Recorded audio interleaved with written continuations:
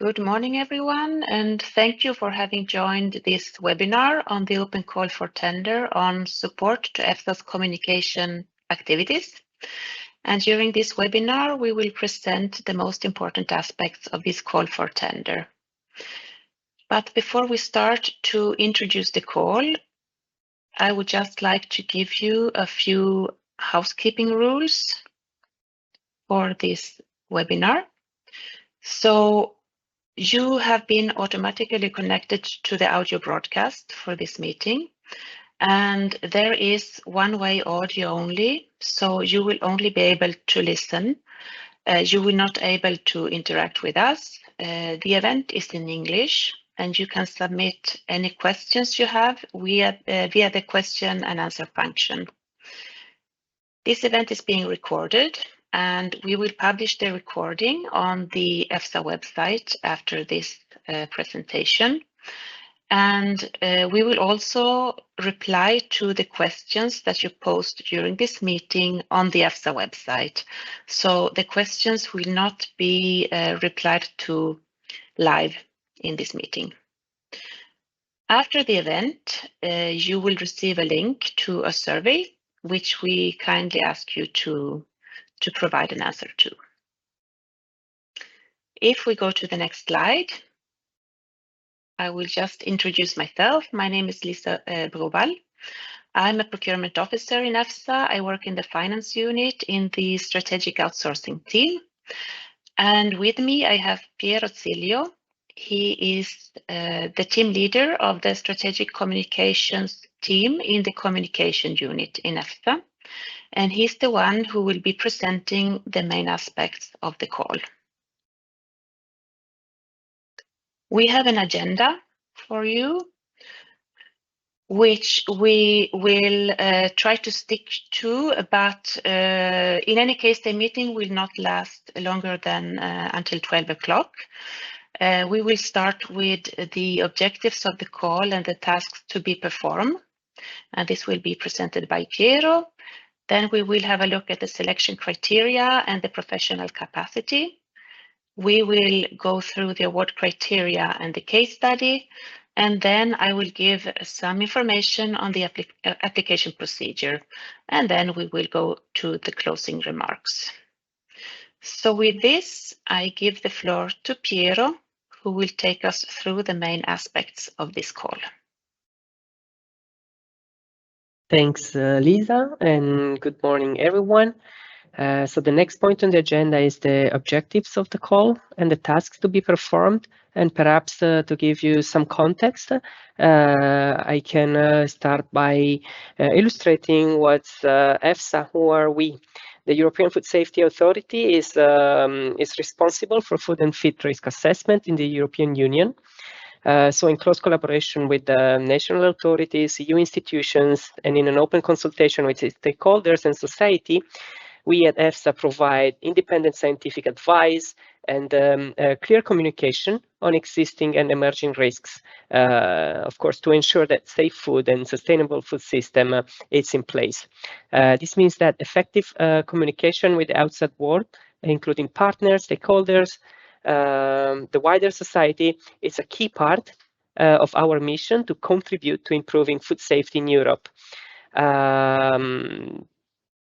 We are based in Parma, and our communication mandate, we can say that it's enshrined in our founding regulation. So it's not simply an optional add-on. We have developed an audience-first approach. We target specific communication materials to different audiences via appropriate tools and platforms to meet the information needs of our wide spectrum of audience, which goes from experts, technical, and non-specialist. We use as main channels the EFSA Journal, Open EFSA, the EFSA website. These are our target audiences. We have risk managers and policymakers. We then have risk assessors in the member states and beyond. the member states, but we also target and communicate with the scientific community as a whole, partners in member states, and again, beyond Europe. Citizens and consumers are also specifically targeted, as well as the media and stakeholders. We do have a focus, of course, on our stakeholders, which are the representative organizations that have an interest in the authorities' work or in the wider food and feed sector. At the moment, my unit, the communication unit, is running 2 large-scale campaigns. One is called Safe to Eat, and one is called Plant Health for Life. They both have a budget of about 1.8 million per year, and they do cover a large number of member states and beyond, as I was saying before. So, for instance, the Safe to Eat campaign started from 9 participating countries in 2021, and it's now covering and targeting 23 countries in 2025, while Plant Health for Life went from 12 participating countries about 3 years ago to 32 now in 2025. We receive mandates for new campaigns from the European Commission. The most recent one, which was published on the website, it's about avian flu. And now we can, I guess, after this short overview on who we are and what we do, we can focus more on the objectives and tasks of this call. I try to break them down into the 5 W's and 1 H. So the why, what, who, where, when, and how of this framework contract. We have 2 main goals with this framework contract. One is to improve visibility and impact of our communication. Then we need to reinforce trust in science and also to ensure effective and high quality communication. So these would be the main goals the contractor will have to achieve through providing a series of communication services. We're doing this, we're trying to achieve this through this new framework contract for the provision of 2, let's say, main groups of services and products. And for doing this, we are looking to engage with the experienced communication agencies, which have to have a proven track record in science communication and a series of other things we'll see when we'll talk about the selection and the award criteria. Staying on the who, so to whom your campaigns will be addressed to. We want to target both specialized and non-specialized audiences, and I gave you an overview and a few slides before of who our target audiences are. And still very important regarding the who, the people involved in this framework contract. We're also looking for a project manager who will act as a single point of contact for managing broad variety of campaigns and products. The campaigns and the services will be used in the EU. This may also include IPA countries and other non-EU Schengen area countries. And the services will be provided from the date of contract signature or from a later date. Of course, there will be specific communication regarding these matters. On the how, maybe I can leave this to Lisa's presentation towards the end, because this is slightly more technical. But all campaigns, I can say, with regards to the how, must meet the highest quality standards. And this is a very important point for the service delivery. We have 2 main services. One are related to and deliverables in this framework contract we're asking for.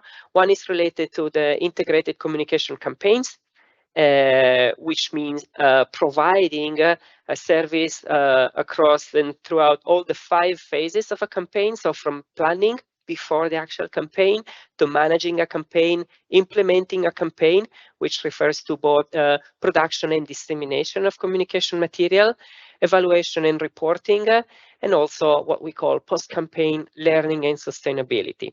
With regards to the pre-campaign planning, we expect the contractor to advise on strategy, targeting, content development, media planning, including risks and stakeholder management. This also includes designing creative concepts, ensuring accessibility of this content for people with disabilities, audience research, message framing, anything which has to do with planning a campaign. And of course, also localizing content into all different countries we will be targeting. With regards to campaign management, we expect the contractor to coordinate all campaign actors. As you might have realized, these campaigns involving different member states on a pan-European level do require strong coordination. So campaign actors might also even include EFSA, national partners, subcontractors, and we need during this phase of campaign management to plan, to track any progress and ensure that quality and timeliness are established and met throughout the project. Campaign implementation, as I said, we mean both production and dissemination of content. This content includes editorial, graphic, online, and audiovisual products such as videos, animations, but also website, along with branded material. On this, maybe what I can say, and what you will have seen or you will see reading in the framework contract, that the content must align, of course, with EFSA's identity and quality standards, and that dissemination should follow the PESA model, so paid, earned, shared, and owned media, using diverse channels from social media to events. When it comes to evaluation and reporting, we're not only referring to reporting after a campaign. We'd like to receive real-time live reporting, so to adjust the campaign live as it goes, as it unfolds. Could be A/B testing campaign or other means for real-time reporting. Post-campaign learning and sustainability. On this side, we expect the contractor to conduct stakeholder debriefings, analyze, of course, performance, and document lessons learned. So the goal here is to support continuous improvement and sustainability through this structured feedback and reporting. This is with regards to the first block of deliverables, which we call integrated communication campaigns. There's another one, which I'm going to be showing right after this slide, which we refer to as standalone multimedia, online products, and other services. Please do note that standalone multimedia, online products, and other communication services of course, could also be required as part of the integrated communication campaigns. These services are multimedia production and localization, user or staff-generated content, post-production and editing. That's a big part of this framework contract. Third-party content procurement, by which we mean, for instance, acquiring multimedia assets such as stock photos, video, and so on from approved sources.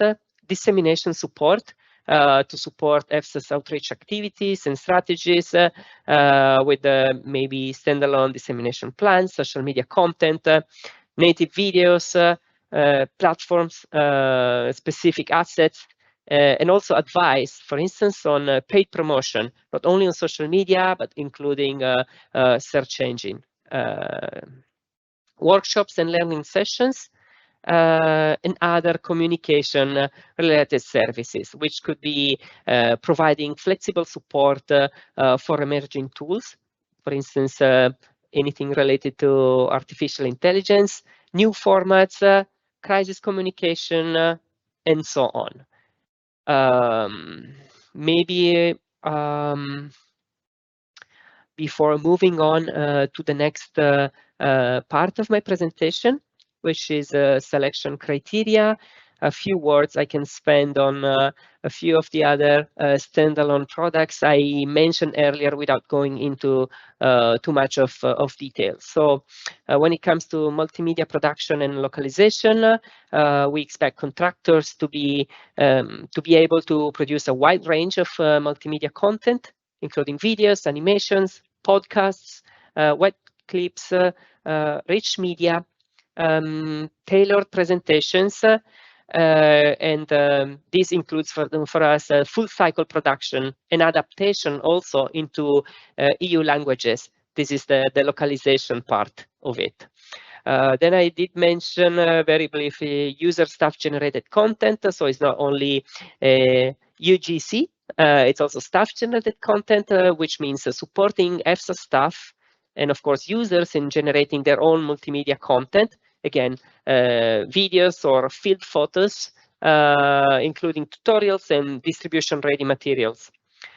Post-production and editing, probably that's the last one I mentioned without going too much into the details, but I would think of this as quite self-explanatory. We expect the contractor to provide editing and enhancement services for raw or existing footage, including studio-level post-production. This is all with regards to objectives and tasks. And I will now move on to the selection criteria.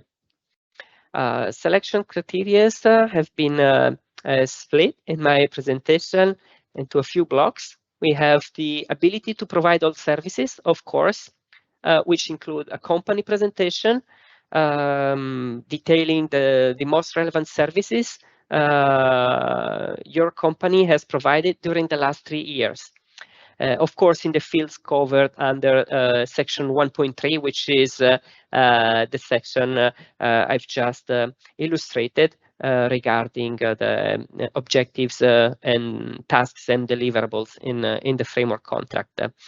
At least 2 of the services which you're asked to specify must have included the production of videos.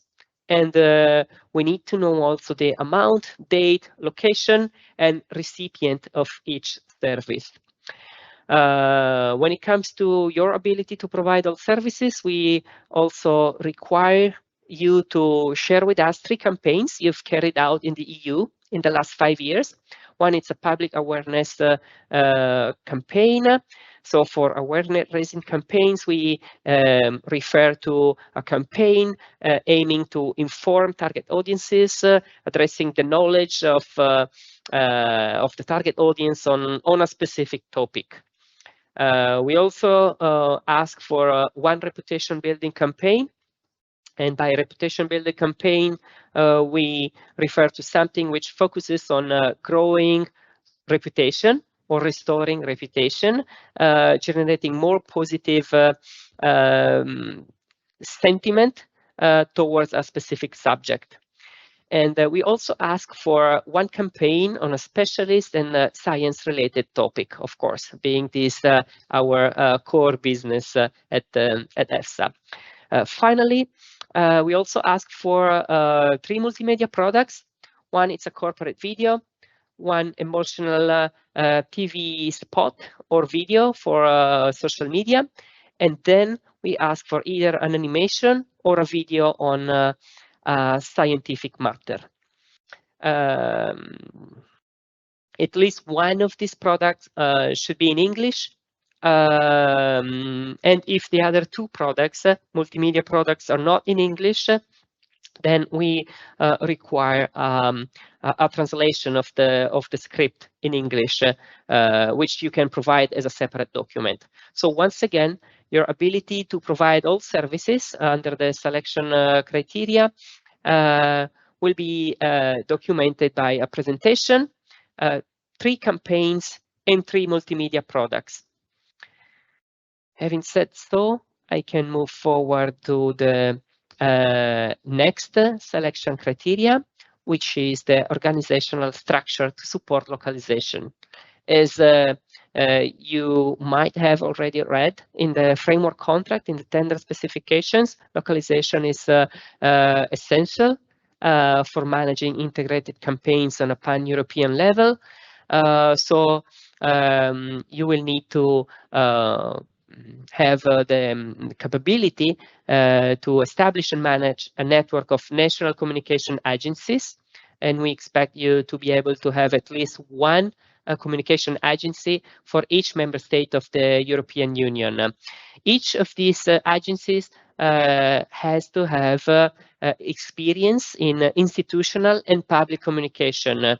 And of course, needs to be able to localize and implement integrated communication campaign in their own country, which means local language, but also tailoring and maybe adjusting the message to the local context, needs, and markets.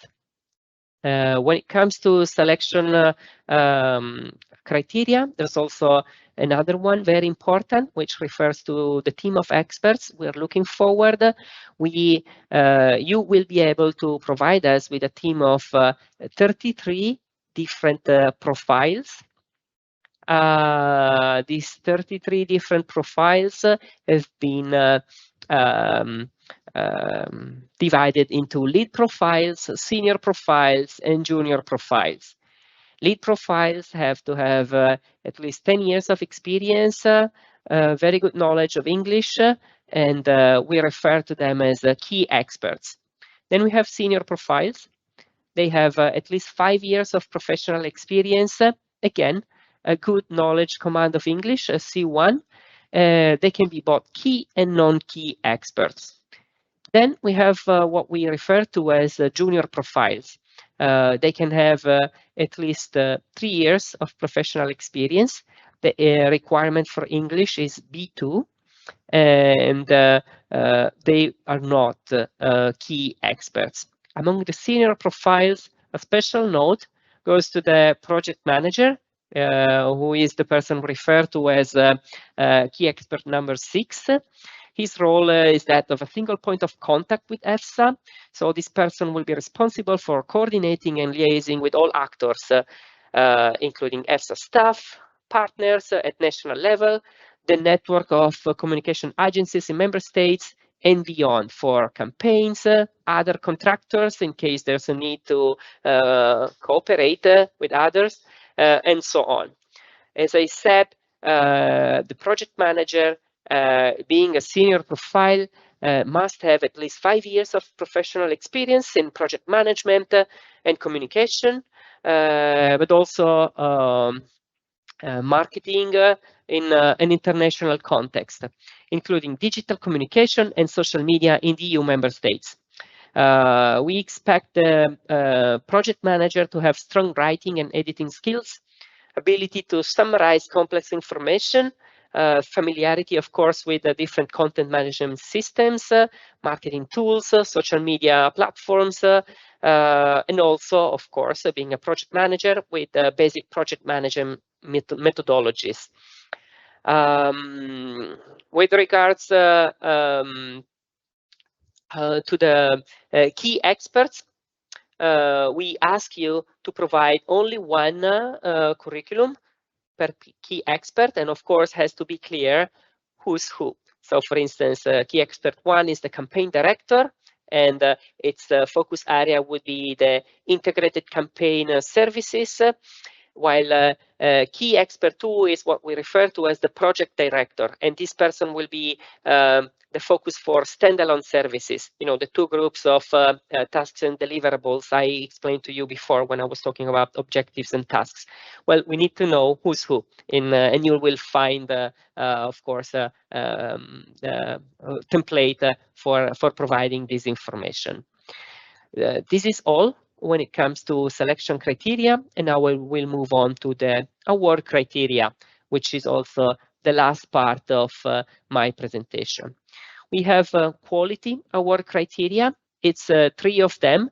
The last one is the case study, and for that I will have a specific focus. But the first 2 award criteria I would like to focus on, it's your project management and operational capacity, which on a total of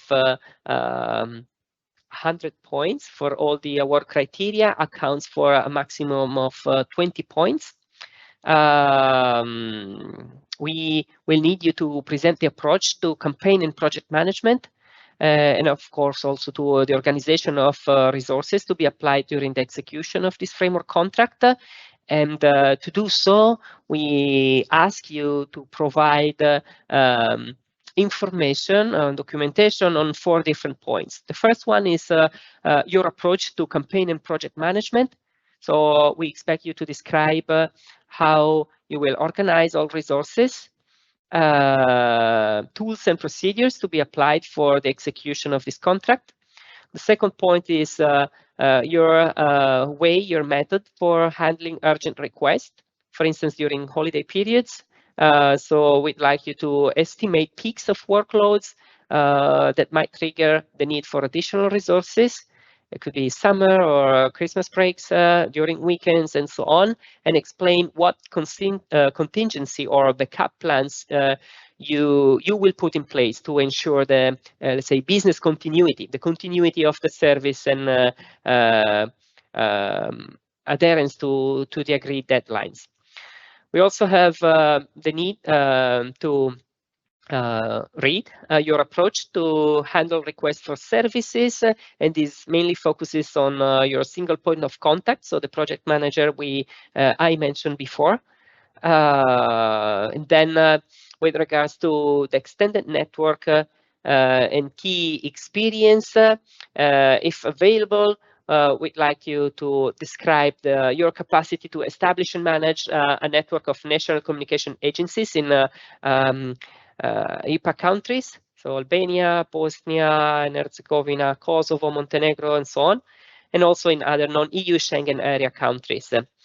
Again, within this point, also, if 2 of your key experts, the social media manager, namely, and the media planner, have experience beyond the EU member states, again, in EPA countries and other non-EU Schengen area countries.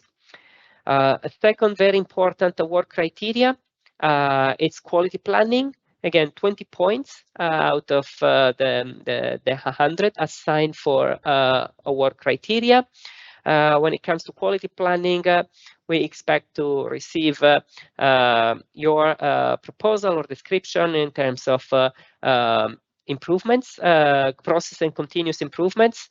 So description of your working methods and procedures for instance, campaign implementation and production of standalone products, and how they will be monitored and improved during the contract to address feedback, apply lessons learned, and so on. Also, when it comes to quality control, we expect to receive a description of procedures you intend to use for effective and efficient quality control. And with regards to indicators, we'd like to have more information on 2 types of indicators. So how you intend to track and measure quality of the performance and timeliness to ensure compliance with the deadline. Moving on now to the case study, which accounts for 60 points. I've tried to, again, organize information around the classic why, what, who, where, and how. When it comes to why, the case study, you have received in the framework contract some sort of brief for this case study. And in this brief, we are giving you a series of goals, communication objectives, which you can see now under the why. We'd like to raise awareness about the risk posed by avian influenza in Europe, promote preventive actions, but also at the same time, we have secondary communication goals, which are positioning EFSA and strengthening our brand. So in your brief, please keep in mind these are the communication goals. What we ask you to do is to provide a strategic communication campaign proposal, which includes key messages, 2 versions of the same video. One is a full-length version, and another one is a shorter version, which could be used, for instance, for paid advertisement on social media. We'll also ask you for a visual and copy, so graphic and text, for 2 social media posts customized for 3 different social media platforms, LinkedIn, Instagram, and WhatsApp. So it's not only, let's say, traditional social media, but also instant messengers. Who? Will be in the brief, you will see that we ask you to target the general public, the farmers, and also public health and animal health professionals. But each audience should be further segmented and of course prioritize according to your ideas with regards to each of the specific communication goals I mentioned before. The where of this campaign, it's across the EU, with special attention to regions with high poultry farming activity. And also, as I mentioned earlier, the where in terms of social media platforms, for instance, when it comes to dissemination, it's LinkedIn, Instagram, and WhatsApp. So how do we expect you to do that? It's by preparing a campaign proposal based on this brief, and then providing 7 specific deliverables which will have to meet technical specifications. So let's have a look at the case study deliverables. And with this, I will end my part of the presentation. I said it's 7 deliverables. We are asking for an analysis, of course, of the scenario, a communication strategy, creative concept and rationale, and then a focus on video production. So we'll need to receive video scripts and storyboard proposals, the visual style description and mood board, and also the rough drafts of the videos.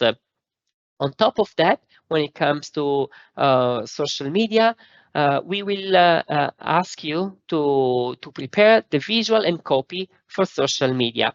Each of these, as you can see, have a different scoring attribute, which can be attributed to, and you will also find specific templates.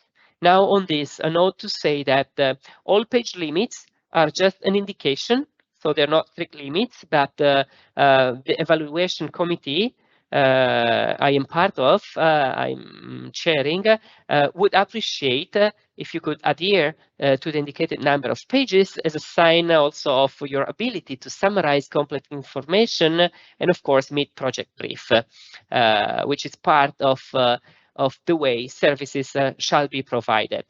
This was all for objectives and tasks, for selection criteria, and for award criteria. And now I'm handing over back to Lisa for the last part of this webinar.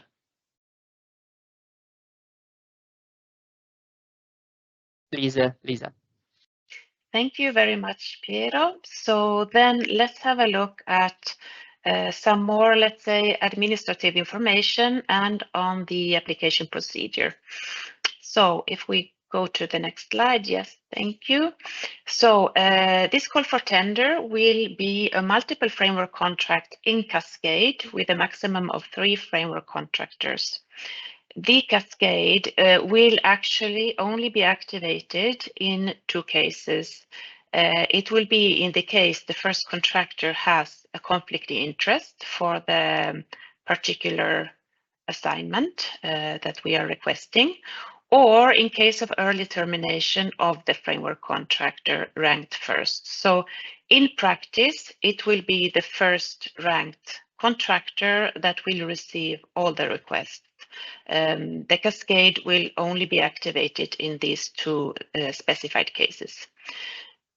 The envelope for the framework contract is 25 million during the 4 years of duration, and we will implement it via fixed price specific contracts.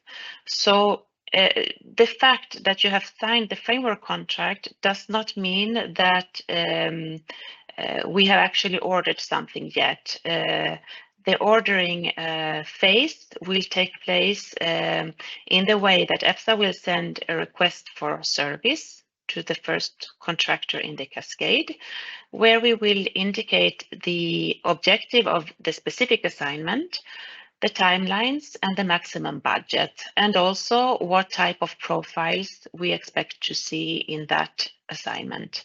And the contractor will then send to EFSA a technical and financial offer.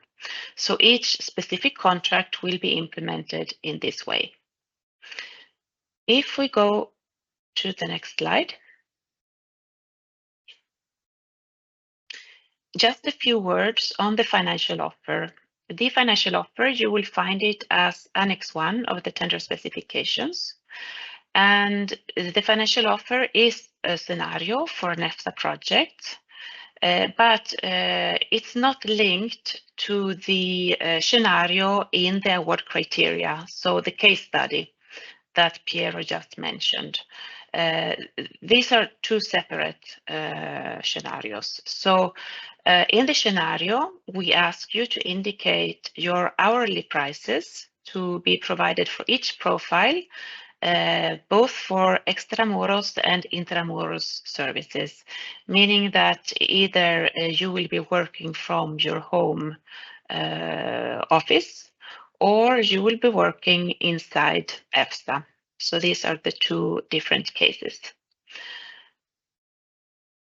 If we go to the next slide on who can apply, and I saw we had a question on this in the chat. So to be able to apply, you need to have a legal entity registered in the European Union.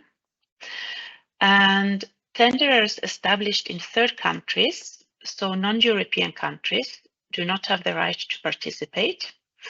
And this is because EFSA is not covered by the WTO Multilateral Government Procurement Agreement, the GPA. And tenders established in 3rd countries, third-party countries, can only participate if there has been an international agreement in the field of public procurement signed. And I mentioned here on the slide the countries that at the moment have such agreement signed with the European Union. And you will see them here. It's Iceland, Norway, Liechtenstein, the Republic of North Macedonia, Albania, Montenegro, Serbia, Bosnia and Herzegovina, Kosovo, Georgia, Moldova, and Ukraine. And worth mentioning as well is that it's possible, though, to subcontract services to non-EU countries. And for this specific call, it's possible to subcontract all type of tasks except for the task on project and campaign coordination. And you find more information on this in the section 141 in the tender specifications. On the next slide, here you find an extract from the EU Funding and Tender Opportunities portal. And this is where you will find all the documents related to this call for tender.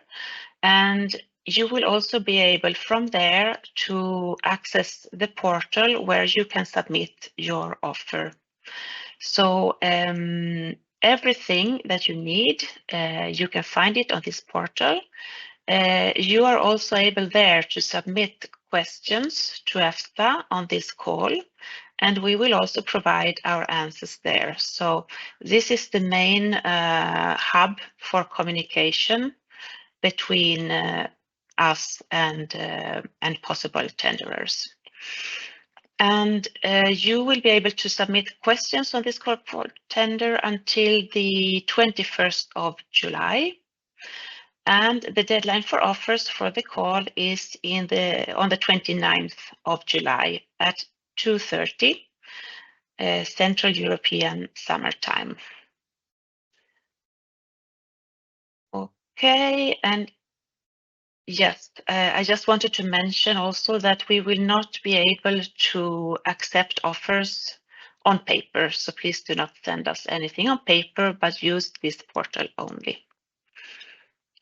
And this is the end of our presentation. We thank you a lot for having attended this webinar. And as mentioned earlier, the questions you have submitted, we will reply to them in in writing, and we will publish them on the webinar page. And also the recording and the presentation will be made available on the EFSA website in a few days. And we kindly ask you to fill in the survey and to express your opinion on this webinar. And on the last slide, we outline the different ways that is possible for you to connect to EFSA. So please sign up, continue to follow us so that you stay updated. And with this, we thank you a lot for your participation. We hope it was useful for you, and we wish you a nice day. Thank you very much.